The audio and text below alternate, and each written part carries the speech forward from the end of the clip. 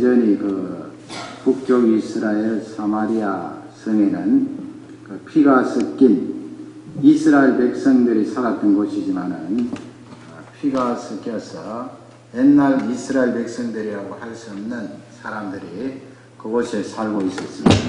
예수님이 그곳에 지나가시다가 한 여인과 대화를 하는데 그 내용은 전도였습니다. 그 여인을 향하여서 영원히 목마르지 않는 그 생수 메시아에 대해서 증거를 하시면서 이 20절에서 26절은 예배에 관해서 예수님이 직접 말씀하시는데 구약시대의 예배 제사라 그랬죠. 제사. 구약시대에는 이 성경 번역에 제사라고 그렇게 되어 있습니다. 예배죠. 예배. 그러나 구약시대의 그 예배인 제사와 지금 우리가 하나님 앞에 드리는 이 예배는 차이가 있습니다. 틀림없는 차이가 있어요. 우리 예수님이 이 20절에서 26절을 통하여 예배에 대한 구체적인 내용을 우리에게 알려주고 있습니다. 그러므로 구약시대에 하나님 앞에 드렸던 그 제사와 똑같이 드려서는 안 돼요. 신약시대는 같은 하나님께 예배드리지만은 다르게 예배드리는 그 내용을 예수님이 직접 말씀하셨어요. 그러니 얼마나 귀한 본문입니까? 20절 말씀을 우리 다 같이 읽도록 하겠습니다. 우리 조상들은 사생에서 예배하였는데 당신들의 말은 예배하는 곳이 예루살렘에 있다. 성경을 가만히 보시기 바랍니다. 지금 20절, 21절은 이 예배를 생각할 때 장소보다는 관계에 있다 하는 것을 예수님이 말씀하세요. 여러분, 장소보다는 관계에 있습니다. 관계. 20절을 다시 보시면 우리 조상들은 그랬어요. 이 산에서 예배하였습니다. 사마리아 여자가 말하죠. 우리 조상들은 이렇게 말할 때 사마리아 여자가 말하는 조상은 누구를 가리킵니까? 북쪽 이스라엘의 10지파를 말하겠죠. 북쪽 이스라엘의 10지파, 지금은 망하고 없어졌지만은 옛날에는 이곳에서 예배하라고 그들이 말했고, 그리고 지금까지 우리가 이곳에서 예배를 하고 있습니다. 거기 말하는 이 산은 그리심산이에요. 옛날에 여호수아 장군이 이스라엘 백성들을 가나안 땅에 이끌고 들어갔을 때 하나님께서 실물 교육을 하셨잖아요. 그 이스라엘 백성들 절반은 에발산에 세우고 나머지 절반은 그리심산에 세워서 이 축복과 저주를 선언하게 하셨어요. 너희들이 하나님의 말씀을 지키지 않고 우상 섬기면 저주가 임할 것이다. 저주를 선포했는데 그 산이 에발산이에요. 그러면 이스라엘 백성들이 에발산 쪽에 서 있다가 아멘 그렇게 화답을 했고요. 그리심산은 축복을 선포했어요. 너희들이 하나님 말씀대로 살고 하나님을 예배하면 복이 임할 것이다. 그러면 이스라엘 백성들이 그리심산에서 아멘 하면서 화답을 했는데 이 사마리아 사람들은 그 그리심산에서 쭉 예배하여 지금까지 내려오고 있습니다. 이 말입니다. 그 사마리아에 지금도 가면 한 500사람 정도 살고 있는데 옛날 구약시대에 양잡고 소잡았던 그 제사를 지금도 지내고 있대요. 500사람 정도요. 여기서 말하는 이 산에서는 그리심산을 말하고 있습니다. 하반절 말씀에 보면 당신들의 말은 그렇게 되어 있죠. 그 당신은 누구를 가리킵니까? 예수님. 예수님은 유대인 출신이잖아요. 유다 족속이잖아요. 당신들 유대 지파 사람들은 그 유대 지파는 예수님 당시까지 쭉 그냥 혈통을 이어왔어요. 중간에 바벨론의 포로를 한번 잡혀갔지만은. 그리고 지금까지 Jewish people, 유대인들 지금까지 살아있잖아요. 당신들의 말은, 이 말은 유대인들이 말하는 것은, 유대 족속들의 말은 뭐라고 했습니까? 예배할 곳이 어디라고 그래요? 예루살렘입니다. 예루살렘이라고 말했습니다. 유대인들은 왜 예루살렘이라고 이야기했어요? 구약시대에. 거기 템플이 있잖아요. 예루살렘 성전, 솔로몬 성전, 스룹바벨 성전, 헤롯 성전, 2번, 3번 무너졌지만은 예루살렘에 가면 예루살렘 성전이 있어요. 지금도 한쪽 모퉁이가 남아있잖아요. 벽이지만은, 통곡의 벽. 아직도 남아있어요. 그 예루살렘에서 예배를 하라고 말했습니다. 그렇게 여인이 물으니까 예수님께서 21절, 여러분 좀 이 성경만 보면 지루할지 모르지만 성경을 정확하게 봐야 돼요. 21절을 다 같이 읽겠습니다. 예수께서 이르시되 여자여 내 말을 듣으라. 이 산에서도 말고 예루살렘에서도 말고 너희가 아버지께 예배할 때가 이르리라. 예수님이 그 여인의 말을 받아서 이 산에서도 말고 그러는데 왜 이 산입니까? 왜 이 산에서도 말고? 지금 사마리아 성이니까 그 그리심산이 가깝잖아요. 사마리아니까.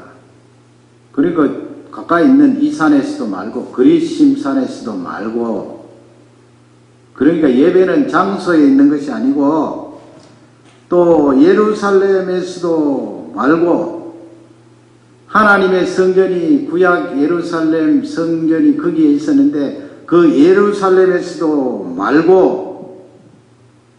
그럼 예수님 뭐라는 말씀입니까? 여러분, 예수님께서 이 말씀을 하시지 않았더라면 우리 매주일 예루살렘까지는 가지 못하지만은 어쩌면은 절기 지키러 예루살렘에 가야 될지도 몰라요. 절기 지키러요. 1년에 몇 차례. 옛날에 예루살렘 성전에는 남자들은 1년에 3차례 꼭 올라가야 되거든요. 6월절, 오순절, 초막절, 예루살렘에 올라가서 예배를 드렸어요. 멀리서 걸어온 사람들은 보름씩 걸렸다고요. 그런데 예수님이 예루살렘에서도 말고 사마리아가 있는 그 그리심산에서도 말고 어떻게 하라는 거예요? 하반절 말씀해 보면 너희가 아버지께 예배할 때가 이르리라 그랬어요. 그 말씀이 중요해요. 정확하게 알아야 돼요. 아버지께 예배할 때가 이르리라. 아직 거기까지는 성취 안 됐는데 예수님이 말씀하실 때 아버지께 예배 드려야 할 그 타임 시점이 있을 것이다. 그러면 저기 아버지께는 뭘 말하는 거예요? 아버지 하면 여러분, 엄마, 아빠 하면은 뭐가 생각나요? 관계가 생각나잖아요. 관계. 나를 낳아주신 분, 나를 길러주신 분, 이 세상에 어느 누구보다도 가장 가깝고 귀한 분, 관계잖아요. 관계. 아버지께 할 때는 예수님이 예배라는 것은 관계야, 관계. 여러분, 오늘 이 주일날 예배드리러 나왔습니다. 왜 나왔습니까? 아버지께 하는 그 관계예요, 관계. 그러면 장소보다는 관계라고 했는데 이 교회라는 장소에 나오지 않아도 되네? 아니에요. 이 교회라는 장소에는 아버지 하는 사람들이 모인 곳이잖아요. 그래서 이 건물을 말하는 것이 아니고 아버지 하면서 아버지를 부르는 사람들이 모였어요. 다 모였잖아요. 손자도 모이고 부모도 모이고 할머니 할아버지도 모이고 다 모여서 아버지예요. 그 그 아버지 부를 때 관계를 인정하면서 하나님 앞에 나오는 것입니다. 그러므로 예배는 관계에 있습니다. 관계. 내가 하나님을 아버지라고 부르는 거예요. 하나님을 인정하는 거죠. 예배 이 자체가 하나님을 인정하는 거예요. 얼마나 귀한 시간이에요. 장소에 있다기보다는 관계에 있다. 예수님이 그 중요한 말씀을 우리에게 알려주셨어요. 두 번째는, 그러면 우리가 이 관계의 중심엔 어떤 존재가 있는가? 이 아버지 할 때 그 관계의 중심 속에는 어떤 중요한 존재가 있는가? 살펴봐야 되겠죠. 예수님이 그것을 우리에게 알려주시고 계십니다. 우리가 아버지 할 때 관계라고 말했는데 그 관계의 중요한 핵심을 붙들어야 되잖아요. 예수님이 그것을 우리에게 알려주신 거예요. 여러분, 구약시대에는 하나님을 향하여서 아버지 했을까요? 안 했을까요? 이스라엘 백성들 북쪽의 10지파가 멸망당하기 이전에 또 유대인들 베냐민 지파 사람들이 구약시대에 하나님을 향해서 아버지 했을까요? 안 했을까요? 안 했어요. 아버지 할 수가 없었어요. 하나님이 이스라엘 백성들을 뽑아주시고 그들을 사랑하시고 길러주시고 보호해주시고 인도해주셨지만은 하나님을 향하여 아버지라고 부를 수는 없었어요. 그러니 예수님이 이 세상에 오셔서 아버지와 나는 하나이다 그렇게 말할 때 사람들이 돌을 들었잖아요. 예수님 치려고. 어떻게 창조주 하나님을 향해서 아버지라고 할 수가 있는가? 유대인들은 구약시대에 아버지라고 부를 수가 없었어요. 하나님을. 여러분, 아무나 아버지라고 부릅니까? 이 세상의 육신의 부모도 아무에게나 가서 아버지라고 안 불러요. 부를 수가 없죠. 구약시대 이스라엘 백성들이 그토록 많은 축복을 누렸지만은 하나님을 아버지라고 부를 수는 없었어요. 그러나 예수님이 아버지께 예배할 때가 온다. 관계를 말씀하시면서 아버지께 예배하는 사람들은 그 관계 속에 신분이 바뀌었다 말씀하는 거예요. 신분이 바뀌었다. 그러면 어떻게 우리가 신분이 바뀌었는가? 그 관계의 중심에는 어떤 존재가 있는가? 23절을 다 같이 읽도록 하겠습니다. 아버지께 참되게 예배하는 자들은 영과 진리로 예배할 때가 오나니 곧 이때라. 아버지께서는 자기에게 이렇게 예배하는 자들을 찾으십니다. 다시 성경을 천천히 보세요. 아버지께 참되게 진짜로. 그러므로 어떻게 보면 구약시대는 완전한 예배가 아니었어요. 왜냐하면 제지할 때마다 계속 와야 됐어요. 거짓말 한번 해도 그냥 하나님 앞에 나와서 짐승 바치든지 곡식 바치든지 그 죄를 고백했어요. 그래서 구약시대의 그 제사 예배는 하나님이 죄를 보시고도 그냥 넘어가시는 거예요. 신약하고 달라요. 넘어가시는 거예요. 신약은 다르죠. 신약은 죄 씻음을 말씀하셔요. 씻음 받았다 너희 죄가. 그 죄 씻음은 흔적도 없는 거예요. 흔적도. 자꾸 우리가 꼬리표를 달고 흔적이 있다고 생각해서 그렇지, 신약 시대 사는 우리는 하나님이 용서해 주셨다 말씀할 때는 흔적도 없어요. 흔적도. 참되게 진짜로 예배하는 자들은 영과 진리로 예배할 때가 온다. 곧 이때라 그랬어요. 곧 이때가 언제예요? 예수님 오신 그때. 구체적인 정점은 예수님 십자가에 죽으시고 부활하시는 그때. 다시 성경을 보세요. 영과 진리로 예배할 때가 온다. 그게 중요하잖아요. 영과 진리. 옛날 구약시대 예배는 짐승과 짐승을 잡고 곡식을 가지고 하나님 앞에 나와서 짐승을 세크리파이스 하면서 희생시키면서 목숨을 끊으면서 하나님 앞에 죄용사함을 구하고 예배를 드렸는데, 예수님이 하시는 말씀은 영과 진리로 예배하는 때가 온다. 그 다음에 하반절에 그때는 아버지께서는 그렇게 예배하면 아버지께서는 자기에게 이렇게 어떻게 해요? 영과 진리로 예배하는 그런 사람들을 찾으신다 그랬습니다. 아버지가 한 번 더 나오죠. 그래서 여기서 내가 하나님을 향하여서 아버지라고 부르는 근거가 어디 있는가? 그건 바로 영과 진리예요. 영과 진리. 요한복음 3장 5절을 읽으면 조금 더 알 수가 있습니다. 요한복음 3장 5절이에요.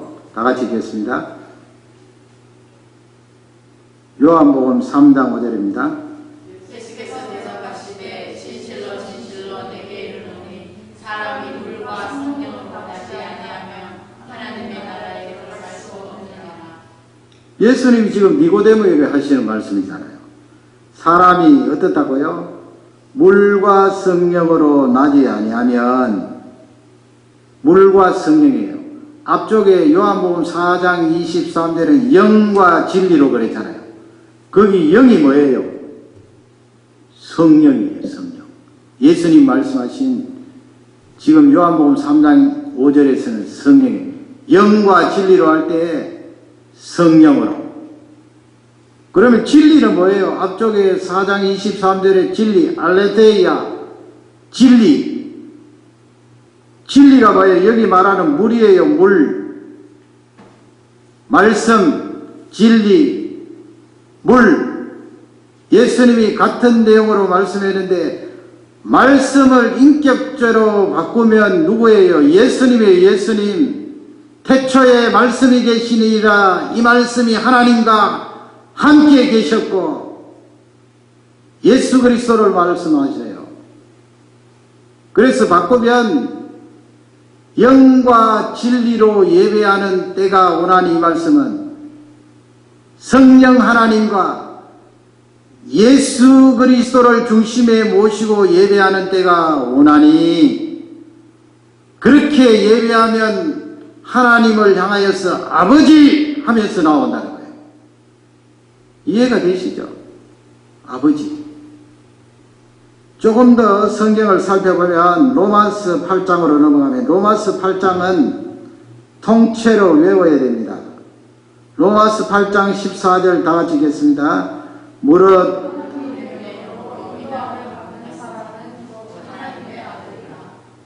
보세요. 무릇 하나님의 영으로, 그 말씀이 뭐예요?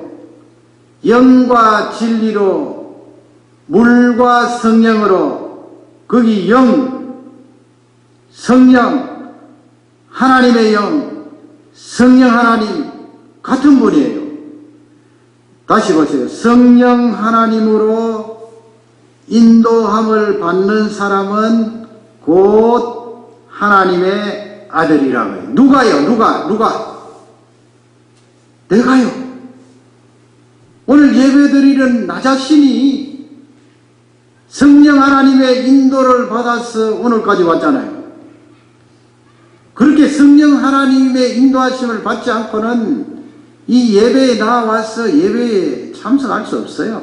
믿음 작다, 믿음 크다 따지지 말고요. 작든 크든 하였든 성령 하나님의 인도하심을 받지 않고는 이 자리에 나올 수가 없어요. 아무나 나올 수 없어요. 또 미를 넣어보세요. 이 교회 안에 들어올 수가 있는가?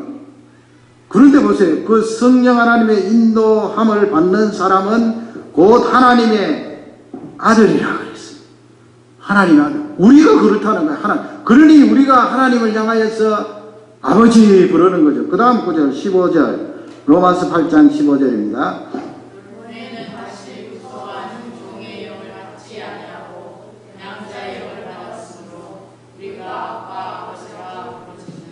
우리 남자들은 어디 갔습니까, 지금? 남자들이 그래도 몇 사람인데, 우리 남자분들도 힘차게 소리를 내죠. 이런 구절은 8장 15절입니다. 힘차게 소리를 내고 있겠습니다.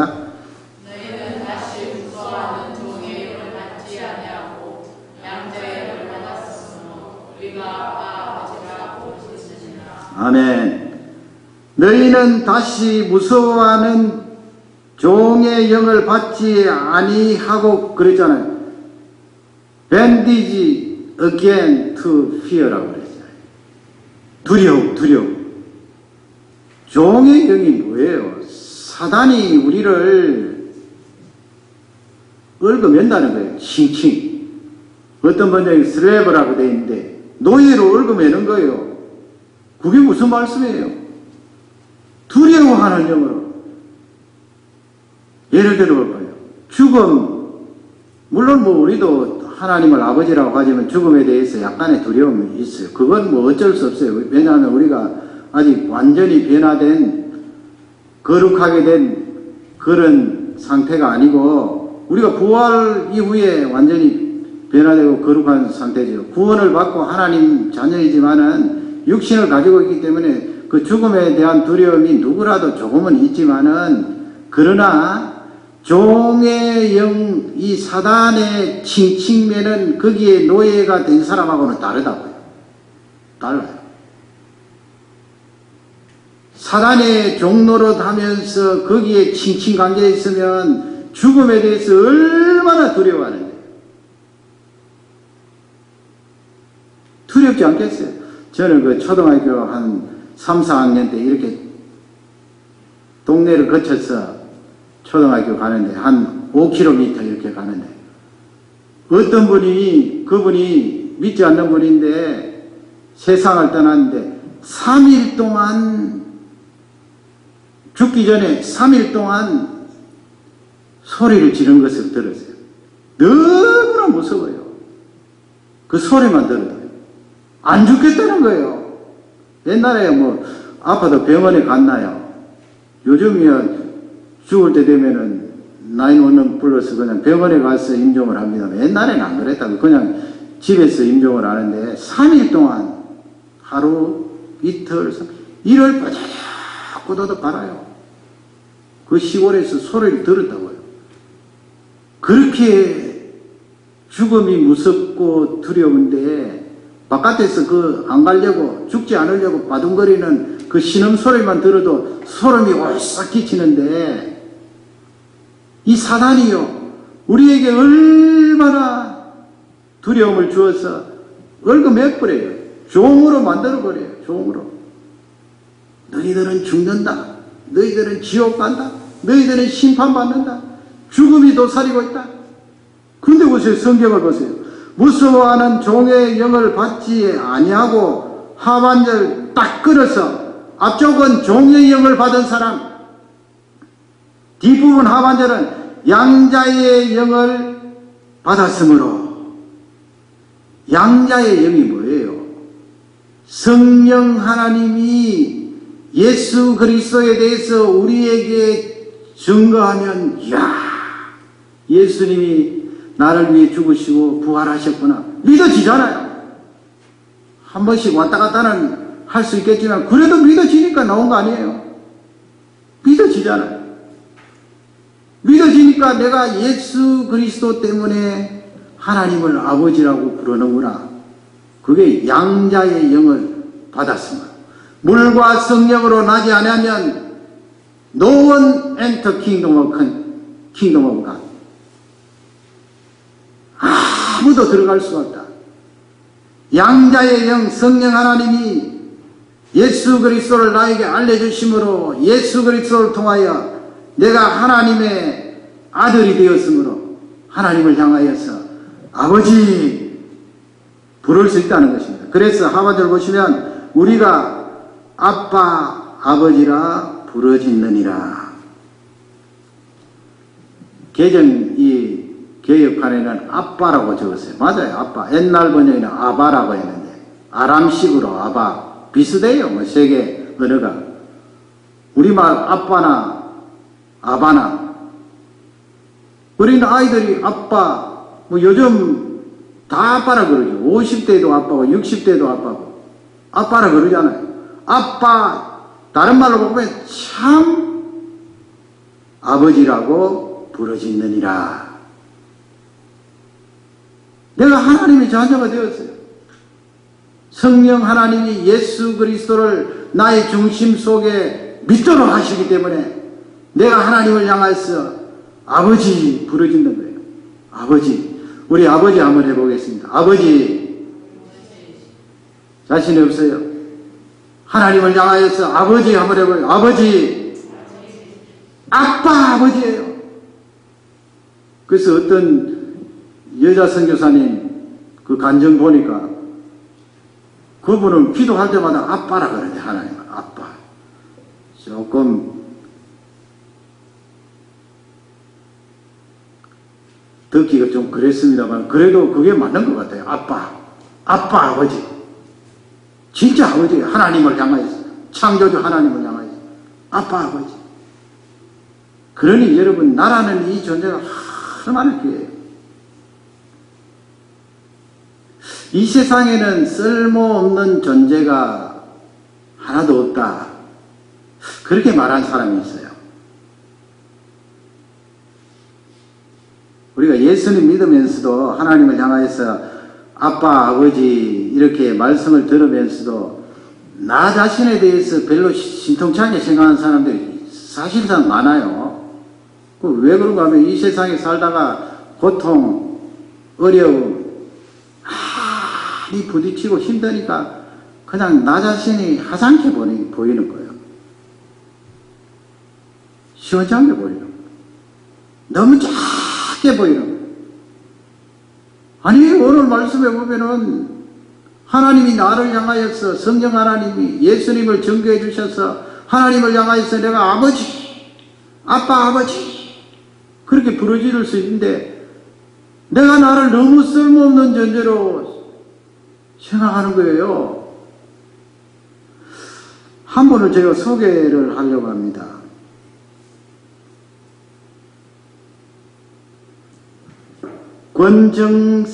이름 참 어려워요. 권정생 들어본 적 있습니까? 받침이 다 있어서 여기 사람들에게 이거 발언해보라 그러면 못할 거예요. 권정생 선생님 사진을 보시면 참 착하게 생겼어요. 이미 하늘나라로 간 분이에요. 이분은 경북 안동이라고 있잖아요. 안동에 그 일직교회라고 있는데 오래전이에요. 약 50년 전 1968년도에 그 일직교회에 가서 새벽 기도하면서 이분이 늘 이 새벽종을 치는데 한국의 겨울이 얼마나 추워요. 여기 추위는 뭐 아무것도 아니죠. 추울 때는 굉장히 추워요. 옛날에 1960년대, 70년대는 더 추웠다고 기억되는데요.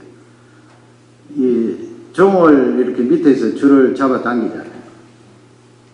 그 줄 잡아 당기는 게 쉽지 않아요. 저도 시골 교회에 종을 쳐봤는데 쉽지 않다고요. 처음에는 굉장히 힘들어요. 이렇게 바퀴가 달려서 거기에 줄이 이렇게 매여져 있는데 그 바퀴를 돌려야 종이 이렇게 움직여서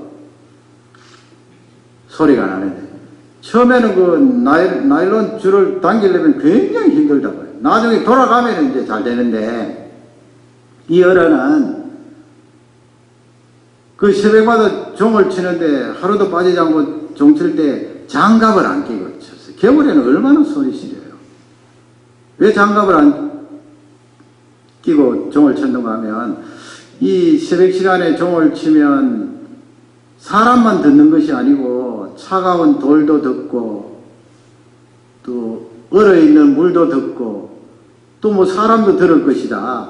사람도 이 동네 주위에 아파서 누워있는 사람들 또 어르신들 혼자 사시는 어른들 차가운 방에서 밤을 지내는데 그분들이 이 종소리를 듣는데 또 이 만물이 이 종소리를 듣는데 내가 어떻게 장갑을 끼고 종을 칠 수가 있는가. 맨손으로 그렇게 종을 치는데 그렇게 기도하는 마음으로 쳤다는 거예요. 16년 동안 그렇게 쳤는데 이분이 그 작가예요. 글을 쓰는 작가인데, 이런 분들의 책을 많이 읽으면 좋겠죠. 주로 이분은 어린이들을 많이 사랑해서 동화식으로 또 동시식으로 그렇게 글을 많이 썼는데, 많이 썼어요. 글을. 책이 저렇게 나와 있는데, 나중에 이제 교회가 건축되고 이분이 교회 안에 살다가 16년 동안 그렇게 종을 치고 교회를 너무 좋아했어요. 글을 쓰시면서도. 그리고 그 교회에 오는 주일학교 어린이들을 너무 좋아했어요. 그 고사리 어린이들이 추운 겨울에도 손을 비비면서 교회에 나와서 예배 드리는 모습 보면 너무 좋아했어요, 이분이. 이런 분이 영성이 얼마나 맑아요. 그러니까 글을 쓰면은 아주 아름다운 신앙의 글이 나오겠죠. 하늘나라 가셨는데, 인쇄비라 그러죠. 인쇄비. 책을 쓰면은 거기에 이렇게 출판사에서 수익금을 주잖아요. 1년에 한 1억 정도 들어오고, 또 자기 재산도 한 10억 되는데, 돌아가실 때는 불쌍한 어린이들을 위해서 다 내어주고, 이분이 생활할 때 5만원도 많다. 그때 당시에 5만원도 뭐 적은 돈은 아닙니다만 5만원 많다 해서 10만원 정도 쪼개어서 그렇게 생활을 하면서 나머지는 다 불쌍한 어린이들 위해 사용했는데, 교회 건축하고 이제 조금 떨어진 곳에 흙집을 짓는데, 그 흙집을 지을 때 예배를 얼마나 사랑했던지 집 방향을요, 교회가 있는 방향으로 짓고, 화장실 방향도 교회가 있는 방향으로 짓고. 그러니 이 어른은 예배를 그토록 사모했다 하는 그런 신앙을 엿볼 수가 있는데, 이 어른이 그런 말을 했어요. 이 세상에 사물이라도 쓸모없는 존재는 아무것도 없다. 심지어 사람도 쓸모없는 존재는 아무도 없다. 여러분, 우리가 예수 믿는데 하나님의 자녀다, 하나님을 아버지라 하는데, 이 믿지 않는 사람도 하나님이 쓰시나요? 신앙의 독선에 빠지면 믿지 않는 사람은 하나님께서 사용하지 않는다, 그렇게 생각할 수가 있는데, 안 그래요. 우리 하나님은요, 구원에 들어오는 자리에는 들어오지 못했을지라도 믿지 않는 사람도 사용하세요. 일반은 정적으로 사용하세요. 그래서 믿지 않는 사람도 건면하게 살고 성실하게 살고 부지런하게 살면, 그 정주영 회장님 같은 분 얼마나 사업을 잘했어요. 믿지 않는 사람도 쓴다고요. 그분 마지막까지 안 믿었다고 그러는데, 믿지 않는 사람도 쓴다고요. 너무 신앙을 독선적으로 생각하면 안 돼요. 구원은 우리에게 주어지신 큰 은혜인데, 하나님이 사용할 때는 믿지 않는 사람도 사용해요. 그러니 이 권 선생님의 말이 맞잖아요. 이 세상에 풀 한 폭이라도, 돌 하나라도 쓸모없는 존재는 없다는 거예요. 하물며 그런데 사람이 쓸모없는 존재가 있는가? 없다는 거예요. 그러면 여러분, 이 예배를 통하여 내가 하나님을 향하여 아버지 하는데 내가 쓸모없는 존재라고요? 내가 아무 무가치하다고요? 누가 그런 말? 하나님 그렇게 말씀하라고 했어요? 아니거든요. 이 권선생님이 말이 맞다고요. 그래서 제가 그 동화 가운데 나오는 내용을 하나 소개하려고 그래요. 그 내용이 뭔가 하면 강아지 똥이에요. 아니, 설교 시간에 뭐 작품이 이렇게 그렇다고요. 이분의 대표 작품이에요. 강아지 똥. 잠이 깹니까? 강아지 똥. 이분의 그 신앙 중심이, 예배를 통하여 쌓아진 신앙의 중심이 쓸모없는 존재는 아무도 없다. 여러분, 그런 신앙의 고백이 이 하나님 말씀 아니고서는 나올 수가 있나요? 나올 수가 없어요. 하나님께서 이 우주 만물을 창조하시고 돌 하나라도 만드셨다는 그 고백이 있기 때문에 그런 말을 하죠. 그게 되지 않고 어떻게 그런 말을. 그래서 강아지 똥도 쓸 때가 있다, 이런 내용이에요. 봄날에 제가 글을 소개하는데, 봄날에 양기 바른 곳에서 이쁘게 생긴 강아지가 모락모락 연기 나는 그 강아지가 강아지 똥을 싸놓았어요. 그러니까 하늘에 날아다니는 참새도 아이고 더러워, 강아지 똥이야, 아무작도 쓸데없네, 그리고 핑 날아가 버렸어요. 그러니 그 강아지 똥이 이제 의인화되어서 말을 하는데 얼마나 슬프겠어요. 강아지 똥 자체가 슬퍼서 이제 딱 있는데, 이번에는 소가 이 달구지 여러분 알죠? 달구지를 끌고 덜컹덜컹 지나가고 있는데, 그 달구지 위에 묻어있던 흙덩이 하나가 턱 떨어졌어요. 강아지 똥 옆에. 그러니까 그 흙덩이가 강아지 똥을 보고 이 세상에서 저렇게 더럽고 추한 아무작도 쓸데없는 존재 하면서 비난하니까 이 강아지 똥이 슬퍼서 훌쩍훌쩍 울고 있어요. 울고 있으니까 흙덩이가 너무 미안하잖아요. 그러니까 이 글을 쓰는 분은 아주 섬세한가 봐요. 우리는 아름답다, 따뜻하다, 좋다 그러면은 뭐 태양볕을 말하고 아름답게 핀 꽃을 말하고 푸르디 푸른 나무잎을 노래하면서 그렇게 글을 적을 것 같은데, 이분은 강아지 똥에다가 그렇게 초점을 맞추면서 의인화했는데, 강아지 똥이 너무 슬퍼하니까 이 흙덩이가 미안한 마음이 들어서 이야기를 해요. 그 이야기하는 내용을 제가 화면에 옮겨봤어요. 우리 내레이터 따라 같이 천천히 한번 읽어보겠습니다. 화면이 두 개예요. 다 같이 읽겠습니다. 시작. 몸이 여자 강아지 똥물에 주먹게 민들레 사이 같다. 민들레는 자신이 꽃을 피우려면 비와 내리기 위해 강아지 똥물이 흘러들어가고 싶다. 너의 몸무게를 고스란히 느껴 내 몸속으로 들어와야 해. 내 꽃을 피하는 것은 바로 내가 하는 거야. 강아지 똥 차오르는 기쁨에 그만 민들레 썩을 꼭 일어나면, 내가 걸음잎에 별처럼 고운 꽃이 피어난다면 몸을 녹여 내 자리에 되느냐고. 4월 동안 긴 비가 내리고 강아지 똥은 잘게 쏟아져 활짝 핀 민들레 숲에 향기가 난다. 그러니 보세요. 아무도 돌아보지 않고 아무작도 쓸데없다 여김 받았던 그 강아지 똥이 흙덩이의 위로를 받고, 그 다음에 민들레가 속삭이는 그 말에 자신의 몸을 부수면서 민들레를 확 껴안았어요. 민들레가 했는 말이 뭐예요? 나에게는 비도 필요하고 따뜻한 햇볕도 필요하지만은 구름이 필요하다. 아무작도 쓸데없이 보이는 그 강아지 똥이지만은 나에게는 너라는 그 존재가 내 몸속에 들어와야 내가 자라고 꽃을 피울 수가 있단다. 그래서 비가 며칠 내렸더니 이 강아지 똥이 분해가 되어서 민들레 속으로 들어가서 그 이쁜 민들레 꽃을 피웠다.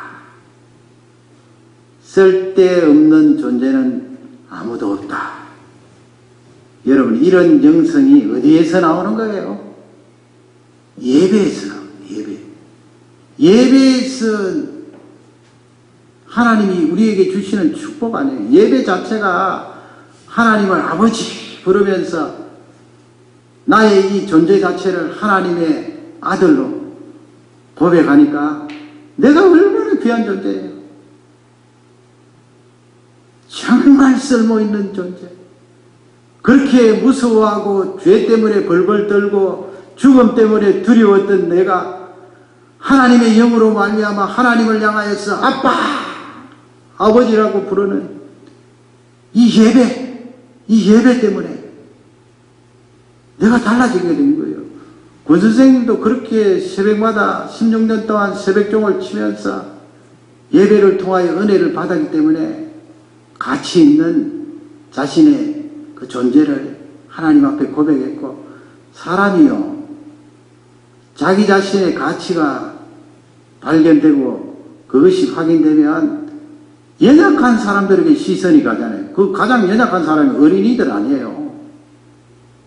보살핌이 필요하고, 어린이들이 그렇도록 귀엽게 보이고 아름답게 보이고, 더욱이 예배하러 나오는 그 어린이들을 향하여서 고마워하고 정성을 쏟았던 이 선생님의 글을 읽으면 예배가 우리에게 주는 그 축복이 놀랍구나 생각하지 않을 수가 없는 것입니다. 여러분, 날마다 이 예배는 반복이 됩니다. 반복이 돼요. 반복되지요. 반복되는 속에 지속적으로 하나님 앞에 드려야 될 귀한 경건입니다. 반복이 돼요. 창조주 하나님을 내가 아버지 고백하는 것 수없이 반복이 돼도 부족함이 없어요. 날마다 반복이 돼요. 이 예배의 축복을 통하여 이 권생님보다도 더 풍성한 삶을 누리시기를 주님의 이름으로 축원합니다.